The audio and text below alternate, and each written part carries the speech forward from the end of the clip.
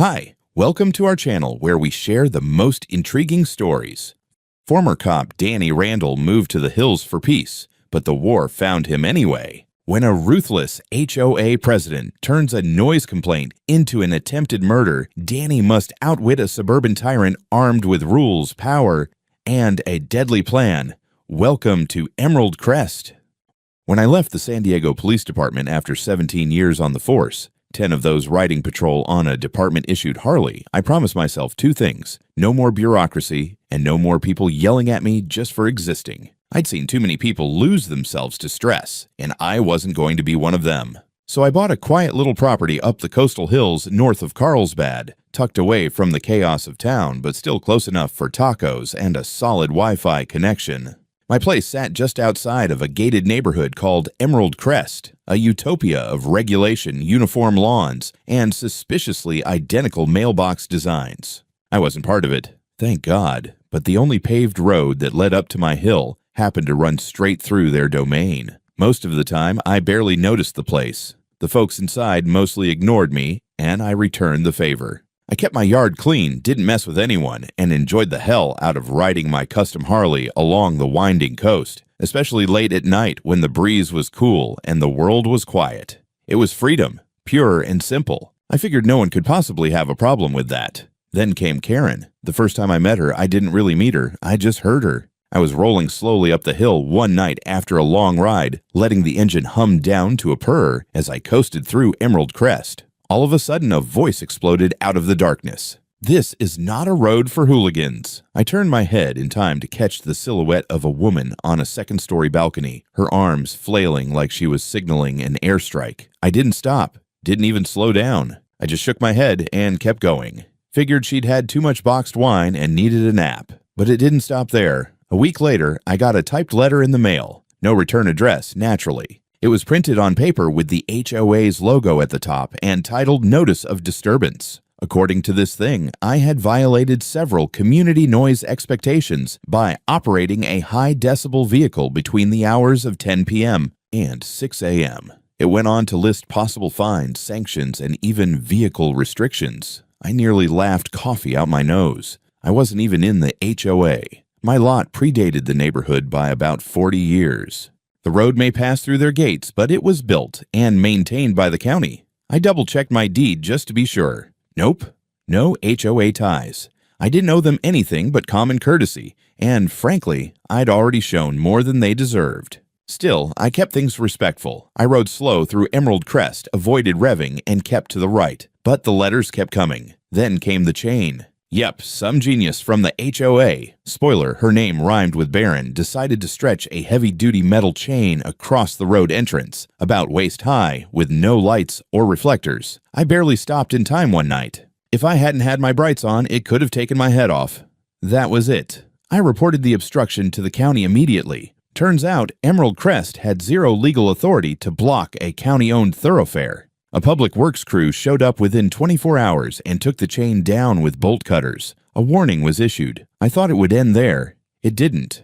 The next evening, I pulled up to my driveway to find a woman standing outside my gate, arms folded like a substitute teacher ready to assign detention. Mid-50s, crisp beige blazer, clutching a manila folder and looking like she smelled something rotten.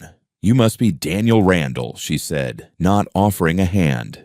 "President Karen Bennett, Emerald Crest HOA. I didn't get off the bike." "That's me." "You're a problem," she said flatly, "and you need to stop disturbing the peace of this community." I stared at her for a moment. "This isn't your community. You're accessing your home through our roads. That makes you subject to our standards." I leaned slightly forward. "Ma'am, the road's county property. I don't owe you squat." Karen didn't flinch. "We'll see about that. I promise you, I will find a way to remove this nuisance." That's when I knew. This wasn't just about noise. This was about control. I nodded slowly and smiled, not the friendly kind. "Thanks for the heads up," I said.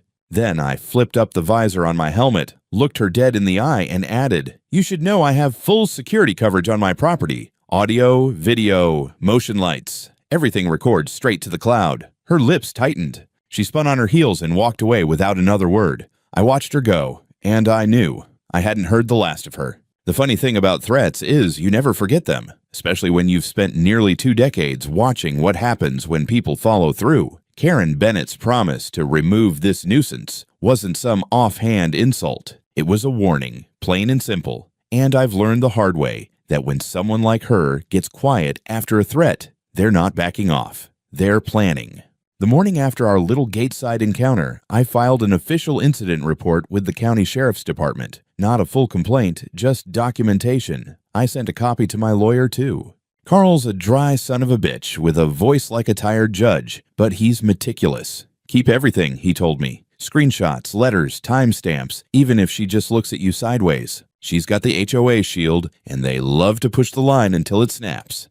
So that's what I did. Over the next few days, I compiled a tidy little folder on Karen, photos of her peeking through her blinds when I passed, time-stamped videos of her SUV circling my cul-de-sac without reason, and the latest gem, a third letter from the Emerald Crest. HA, this time threatening to report me to municipal noise enforcement if I didn't comply with their guidelines. I scanned the letter, checked the header, and nearly laughed. It wasn't even a real department. They'd invented a fake division to sound official. That's how desperate she was. Still, I stayed calm. I wasn't about to go yelling at a 50-something woman in pastel slacks. That would have played right into whatever narrative she was trying to spin. Instead, I doubled down on being boring and quiet, kept my speed low through the neighborhood, never revved the engine, installed a second motion sensor floodlight above the garage and linked it to my cloud server, mounted a small wide-angle camera near the mailbox just for good measure. That's when the oil incident happened. It was subtle at first. I pulled into the driveway one night and felt the rear wheel of the Harley slip slightly under me. Just a twitch, enough to raise the hairs on my neck. I parked, got off, and walked back down the concrete. Under the pale glow of the porch light, I could just barely make out a slick sheen spread across part of the drive. I crouched, touched it with a gloved finger, sniffed, motor oil, fresh. I checked the footage from my cameras, nothing. My driveway and garage were covered, but not the very edge of the road. That space where the oil had been poured was just outside the frame, a blind spot, convenient. So I adjusted the cameras, widened the angles, added a trail cam to a nearby bush, and noted the incident in my file. Again, no accusation, no confrontation, just preparation. But inside, I could feel that itch I hadn't felt since my days on the force, the sense that someone wasn't just pushing boundaries anymore. They were testing how far they could go before I broke. The next escalation was anything but subtle. I woke up one morning to a sharp, rhythmic ping, ping, ping on the front gate. I walked out in sweats and boots, cup of coffee in hand, to find Karen herself standing just outside the line of my property. She was holding a manila envelope and an expression like she was preparing for battle. "I'm giving you one last chance to behave like a decent neighbor," she said. "Good morning to you too," I replied flatly. "This is a formal notice of action," she said, thrusting the envelope through the bars. "The HOA board has voted to restrict your access through Emerald Crest until further notice. We're installing a physical barrier this weekend." I didn't even take the envelope. "That road isn't yours. It's owned by the county. You block it again, and you'll have deputies at your door before you can finish tightening a bolt." Her jaw twitched. "You think the county cares about a lone man with a motorcycle and no neighbors?" I smiled just enough to be annoying. "They care about lawsuits, and I've got time." Karen stepped back like I'd slapped her. "You'll regret this." "No," I said, still holding my coffee. "You will." She turned sharply and walked away, heels clicking like gunshots on the sidewalk. By that point, I had my entire property on lock. Cameras, sensors, alerts sent straight to my phone. I logged every incident, every word she said, even the brand of envelope she handed me. Still, I couldn't shake the feeling that none of it was going to matter once she decided to stop hiding behind HOA letters. I kept my eyes open. I kept calm, but I knew what was coming. By the time that night rolled around, I could feel fatigue creeping into my bones the way old injuries ache before a storm.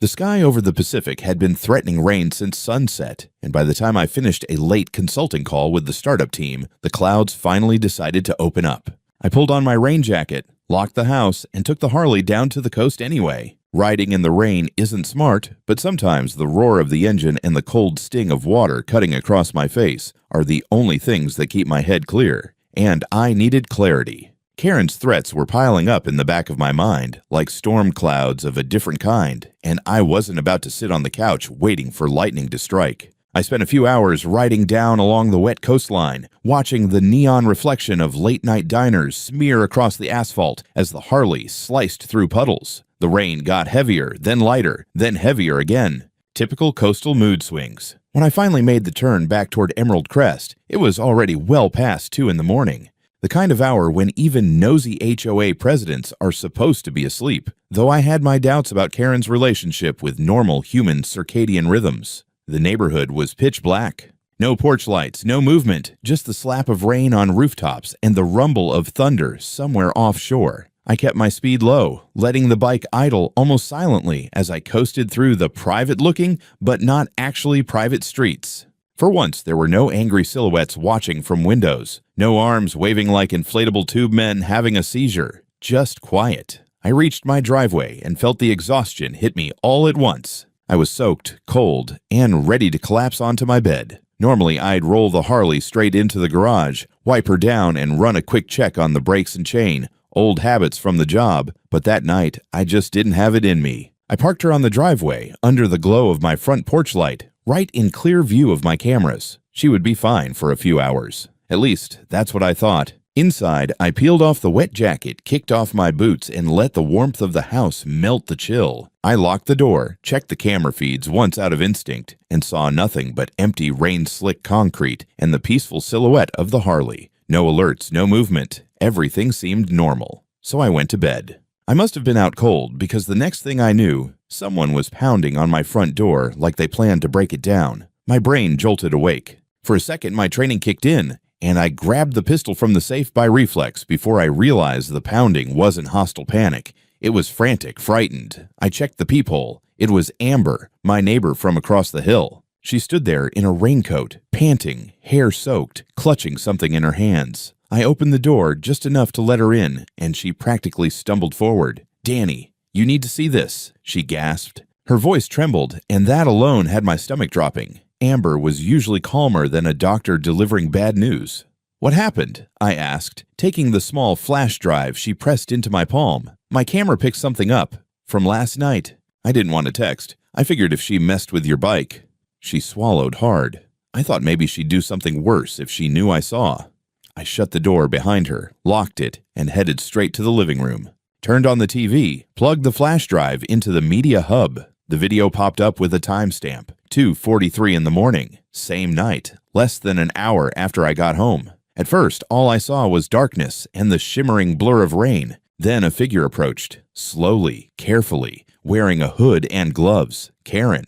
Even drenched in rain, I recognized the stiff posture, the self-righteous stomp of her walk. She crouched by my Harley, looking up every few seconds, scanning the driveway. Then she pulled something from her coat pocket, metal glinting under the light. Pliers. I watched in utter disbelief as she leaned in and went to work on my front brake line. She didn't hesitate. Not for a second. She cut, twisted, pulled something free, then wrapped the damaged area with a strip of black electrical tape like some sick arts and crafts project. When she finished, she actually paused to smile to herself. A tiny smirk. Self-satisfied. Then she slipped the pliers back into her pocket and walked off into the rain, disappearing through the side path that led to the Emerald Crest perimeter gate. I froze. Amber watched me with wide eyes. I backed it up to the cloud, twice, and saved a copy on my phone. I didn't want anything to disappear. Smart, I muttered, my voice tight. Very smart. I didn't touch the bike. Didn't even step outside. Old habits die hard. Never contaminate evidence. Instead, I grabbed my phone, dialed the sheriff's department, and told them I needed a unit out here immediately. The operator must have heard something in my voice because she dispatched a car without asking too many questions. While we waited, I replayed the video again. And again. Each time, that sickening little smile she gave the camera made my blood boil hotter. It was the kind of smile you saw on people who thought they were smarter than everyone else. People who thought they could get away with anything. She thought I'd crash. She thought I'd be dead or mangled or paralyzed. She thought it would look like an accident in the rain. And if Amber's camera hadn't caught her, maybe she would have been right. When the cruiser pulled up, lights reflecting across the wet concrete, I felt the shift in the air, the moment when everything finally snapped from annoying HOA harassment to criminal intent. The deputies stepped out, took one look at my face, then at the bike, then at Amber, and they knew something serious had gone down. Things were about to get very real. The responding deputies were two locals I didn't recognize, probably new to this side of the county. They looked young, but not green. The lead one, Deputy Morales, introduced herself with a clipped professionalism that told me she'd dealt with her share of bizarre calls, but nothing quite like this. Her partner, a wiry guy named Bell, kept scanning the perimeter like he expected Karen to leap out from behind a bush and confess with jazz hands. "Walk us through it," Morales said, pulling out a notepad while Bell crouched near the Harley. I gave them the whole rundown, the harassment from the HOA, the threats, the chain, the oil on the driveway, the bogus citations. I made sure to emphasize that I was not a member of the HOA and that Karen Bennett had no legal authority over my property or that road. Then I showed them the video. They watched it in silence. No commentary. Just the low hiss of rain outside the window and the faint audio of Karen snipping a brake line like she was pruning a rose bush. When it ended, Morales looked at me, then Amber. "You said you have multiple backups of this recording?" Amber nodded quickly. 2 in the cloud, 1 on my phone, 1 on that drive. I also wrote down the file hash. My brother works in cybersecurity. He made sure it's verifiable and can't be called fake in court. Morales gave an approving grunt. "Smart, very smart." She turned to me. "Have you touched the motorcycle since you got home?" "No, the only time I got near it was to park it." The second she showed me the video, I locked the house down and waited. "Good, don't touch it." She radioed for a crime scene unit, then stepped aside to make a call to the watch commander. Meanwhile, Bell walked back to the porch, shaking his head. "That's a Harley FXR?" he asked. "Custom, hand-built the front end myself." "Well, that custom front brake line's definitely been tampered with. She didn't just cut it. She pinched the line, then cut the connection and used electrical tape to make it look intact. Would have held up under visual inspection, maybe even for a slow ride around the block. But one squeeze of the front brake at speed and..."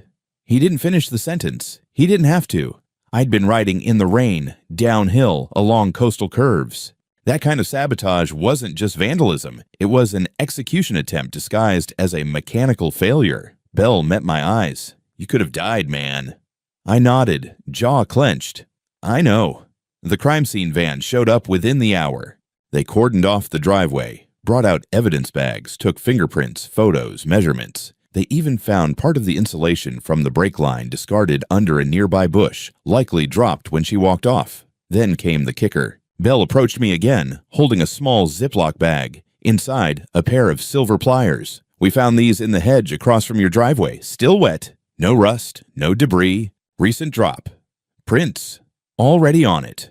The crime techs dusted them right there on the hood of the cruiser under a portable light. Clear as day. A full thumbprint and 2 partials. I didn't even need confirmation to know whose they were. While they worked, Morales returned from the patrol car. "Based on the footage, the tampering, and the threat history, we're classifying this as attempted murder with intent to cause severe bodily harm through vehicular sabotage. That's a felony, and it'll hold." She handed me a carbon copy of the report and a victim's rights packet. I'd received a few of those in my day, back when I wore the badge. Never thought I'd be on the other end of one. "Next step is a warrant," Morales continued. "Her prints on the tool plus that footage? Judge won't hesitate. You'll be contacted by the investigator handling the felony case. In the meantime, stay out of her way. Don't retaliate. Let us handle it."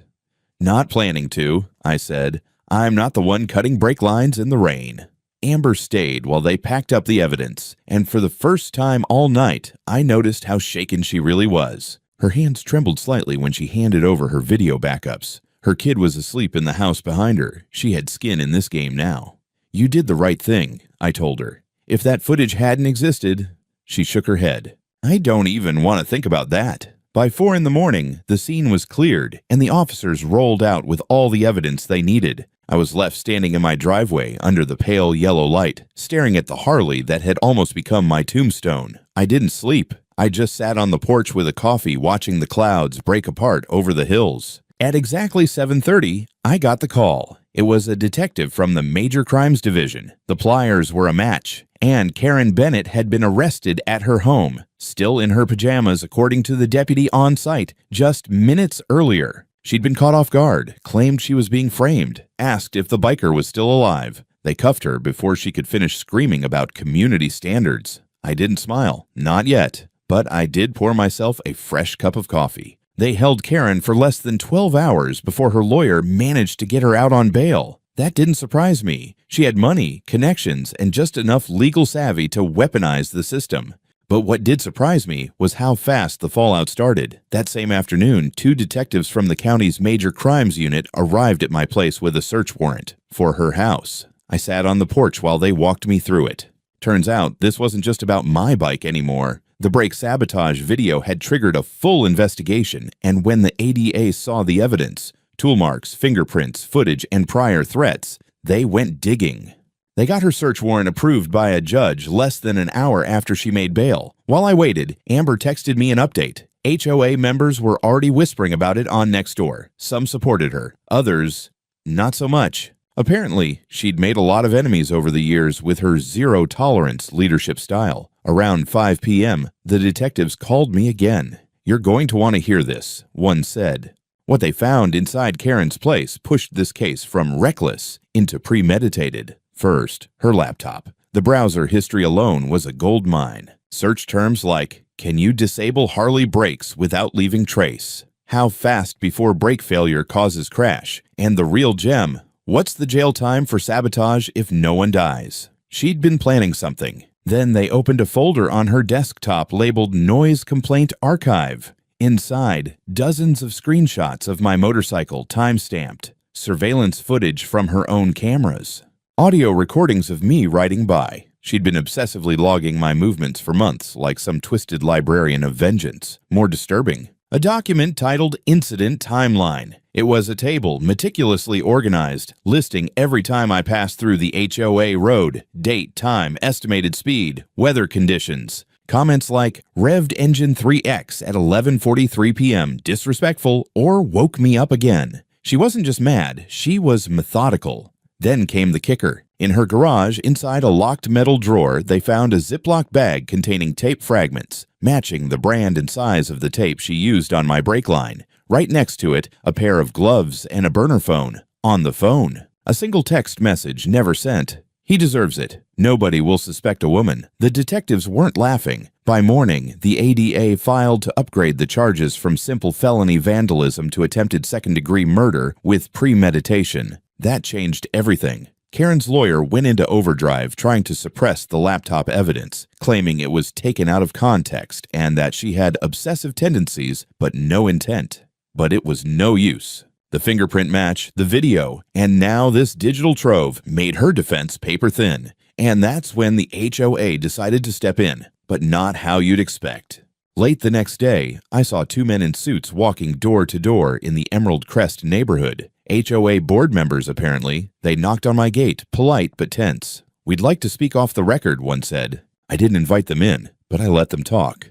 They explained that the HOA board was shocked by Karen's actions and wanted to make it absolutely clear that she was acting independently, in no way representing the HOA's views or standards. They handed me a formal letter distancing the organization from her. They were scared of liability, of lawsuits, of publicity, and rightly so, because I'd already contacted my attorney. What they didn't know was that Karen had used official HOA stationery to send me multiple fake violations over the past months. She'd signed her name under the HOA title. She'd claimed jurisdiction over a road that the county still owned, despite their maintenance contract. And worst of all, she'd filed a formal complaint with the county pretending to be a rep of my neighborhood, claiming I was creating an unsafe traffic environment with my motorcycle. All of it documented, all of it traced back to her. I handed the HOA board members copies of the documents, just enough to let them know I wasn't bluffing. Their faces went pale. They asked if I was planning legal action. I didn't answer. I just said, "My lawyer's already preparing a file." Later that night, Amber texted me again, this time with a screenshot from the HOA's internal Facebook group. Someone had leaked the search warrant summary. The members were turning on Karen like piranhas. The comments were brutal. "She brought shame on all of us." Why didn't we see the signs earlier? She tried to kill a man over a noise complaint. I closed the screen and looked out over the ocean. Karen wasn't just facing prison anymore, she was radioactive. The day after the warrant fallout, my lawyer, Sarah Fontaine, a no-nonsense litigator who used to work internal affairs for LAPD, called me with a question I hadn't considered yet. Do you want to push this civil, or just let the state take care of the criminal? She already knew my answer. We push it, so she filed a civil suit against Karen personally for attempted murder, emotional distress, and destruction of property, but also against the HOA board for negligence, harassment, and aiding a hostile environment through inaction and false documentation. By that evening, the HOA's law firm had contacted her for a preliminary meeting. The board was scrambling. What they didn't know yet, and what Sarah was holding close to the chest, was that we weren't just coming in with angry words and one shaky video. We had timelines, audio logs, fake violation letters on HOA letterhead, footage from both my cameras and Amber's, and a clear paper trail of threats and misconduct. And, most damning of all, a written HOA meeting memo from 4 months ago where a board member noted resident complaints regarding Danny Randall's motorcycle noise, and Karen's response, "I'll take care of it personally." It was in the minutes, in black and white. That memo linked the HOA directly to her intent, and now it was part of evidence. While Sarah handled the legal battle, I dealt with another layer of fallout. The police investigation wasn't quiet anymore. Local media got wind of it. The headlines weren't subtle. HOA president allegedly sabotaged motorcycle. Victim says it was attempted murder. Former officer targeted in feud with Emerald Crest HOA. I started getting calls. Journalists. Neighbors I hadn't heard from in years. Even a podcast host who wanted an interview. I turned them all down. I wasn't in this for attention, but the pressure worked in my favor. Suddenly, neighbors who had once avoided eye contact now sent me DMs. One woman, Sylvia, confessed that Karen had fined her over a garden gnome twice and forged a landscaping citation to threaten her with removal. A retired man named Hugh sent me a PDF of a noise ordinance letter Karen had sent him on HOA letterhead, citing county codes that didn't exist. Sarah took it all. The mounting pile of witness statements turned our civil case into a class action risk for the HOA. They knew it. Their lawyer reached out again, this time offering settlement discussions. We didn't respond. Yet. Because things were about to get worse for them. Amber, ever the quiet watchdog, had installed a new camera pointed at the edge of her property last month. Pure coincidence, or fate, depending on how you look at it. Reviewing that footage again, she found something new. 2 weeks before the brake sabotage, Karen had been caught walking along Amber's fence line with a clipboard, looking over both properties, measuring with a tape. She was casing my driveway. She had been planning this well in advance. Sarah submitted that clip as supplemental evidence. The state prosecutor took notice. The ADA filed an additional motion to include aggravated premeditation in the criminal charges. That bumped the stakes even higher, potentially turning her upcoming court appearance into a full-blown indictment with serious prison time. The cherry on top? An anonymous leak hit the news. Karen had applied to be a county mediator last year. Her application had boasted of her conflict resolution skills, community building, and, no joke, her ability to defuse volatile neighbor disputes. That aged like milk in the desert. Emerald Crest Board issued a panicked statement. Karen Bennett had been suspended from all HOA duties pending outcome of the legal process, and the board would cooperate fully with any investigations.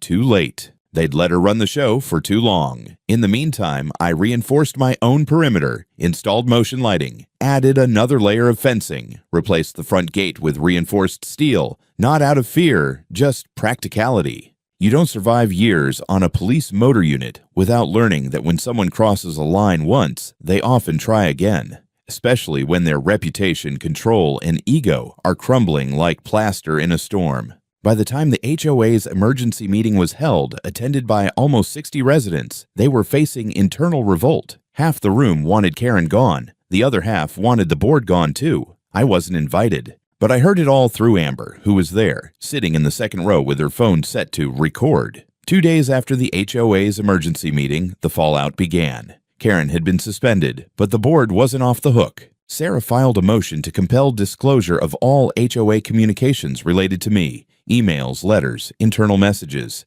It wasn't just about Karen anymore. We wanted to expose the whole culture of weaponized bureaucracy they'd enabled. Within 48 hours, we received a trove of emails. Redacted in parts, yes, but still full of gems. One board member, Greg Tolson, had emailed Karen last month. "He's a liability. Can we limit access through noise regulations?" Her reply, "I'm working on it. Don't worry." That was enough to prove complicity, not just Karen acting alone. This was an organized effort to intimidate a resident who didn't even belong to their HOA. Meanwhile, Karen had lawyered up. Her attorney tried spinning a narrative that she was concerned for neighborhood safety and feared that Mr. Randall's motorcycle might trigger an accident in the cul-de-sac. A laughable defense, especially when the video showed her crouched in the dark, cutting brake lines like she was in a spy movie. The media ate it up.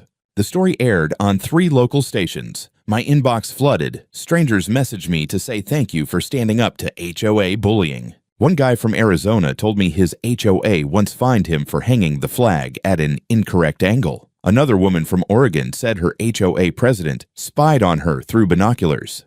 Apparently, I'd become some kind of accidental folk hero, but I wasn't interested in being famous. I just wanted my peace back. Amber stayed involved, quietly, but fiercely. She testified at the preliminary hearing, confirming everything she saw, and even submitted new footage showing Karen's walk around the property weeks prior. Her calm, firm tone in court silenced the defense team. When Karen saw Amber on the witness stand, she finally cracked. You could see it, her jaw tight, her hands clenched. For the first time, she realized this wasn't going away. The court denied bail modification. Karen would stay under house arrest until trial. At the same time, Sarah negotiated a temporary restraining order against the HOA board. No further contact, no letters, no complaints, no harassment, direct or indirect. Violating it would mean contempt of court. For the first time in months, my property was quiet. I spent that weekend fixing up the garage, upgrading the camera system, and cleaning the Harley. The irony wasn't lost on me. All of this because I wanted to ride a motorcycle through a public access road, because I lived outside their little kingdom. I had dinner with Amber that Sunday. She made ribs. I brought beer. We sat on her porch watching the sunset melt into the Pacific. She asked me, "Do you think they'll actually change?" I shook my head. Only when it costs them. And we were just getting started. Trial week came like a storm front, thick with tension and buzzing with reporters. I wore a plain black suit and kept my mouth shut as we walked into the courthouse. Sarah had coached me well. Don't show anger, don't smirk, just tell the truth. That was easy. I'd been doing it for years. Karen looked different now, smaller. Her usual highbrow attitude was replaced by nervous glances and a twitch in her jaw that hadn't been there before. She sat next to her defense team, flanked by a pair of well-dressed attorneys who seemed more annoyed than confident. Opening statements were brutal. The prosecutor didn't mince words. "This is not a case of neighborhood noise complaints," he said, voice steady. "This is about a premeditated act of mechanical sabotage that could have resulted in death. The defendant tampered with brake lines. There is video. There are fingerprints. There is motive." Karen's defense tried to steer into mental instability, claiming stress, medication, even implying early signs of cognitive decline. It was a gamble, and the jury didn't buy it. I took the stand on day 2. I walked them through everything. Who I was, where I lived, why I left the bike out that night. I explained how the HOA had no jurisdiction over my property, how Karen had threatened me multiple times, and how I'd documented it all. When the prosecutor asked if I believed Karen wanted to hurt me, I didn't blink. I think she wanted to make a point, and if I died making that point, she was willing to risk it. Then came the video. Silence filled the courtroom as it played. Karen, hood up, crouching, tool in hand, cutting the front brake line. The jurors leaned forward. One woman gasped softly. Another man shook his head. But the real nail in the coffin was the tech expert. He broke down the metadata showing the footage hadn't been altered. Then the forensic mechanic confirmed that the brake line had been deliberately severed, not worn or cracked. The cherry on top, a print match on the tool found in her garage. Karen's thumbprint, plain as day. The verdict came back fast. Guilty. On all counts. Attempted murder, tampering with a vehicle, reckless endangerment, criminal mischief. The judge didn't hesitate. 12 years, no parole before 7, maximum security. Karen didn't speak. She just stared straight ahead, lips tight. When the bailiff cuffed her, she didn't resist, but her eyes, those cold, burning eyes, never once looked in my direction. As for the HOA, the civil suit hit hard. The judge ruled in our favor. HOA leadership was forced to resign. An independent receiver was appointed. They were ordered to pay damages not just to me, but to 6 other residents who stepped forward once the case went public. Total, over $350,000 in penalties and restitution. A month later, I stood at the foot of my driveway with a welding torch in one hand and a metal sign in the other. Amber helped me drill it into the post. It read, "Private access. No HOA jurisdiction. No trespassing. 24/7 video surveillance." Just below it, I added a smaller plate. "If you can read this, you're on camera." That night, I rolled the Harley into the driveway, parked it under the new spotlight I'd installed, and went inside with the door wide open. I didn't bother locking it. Not anymore, because the message was clear now. I don't belong to your system, and you don't get to control mine.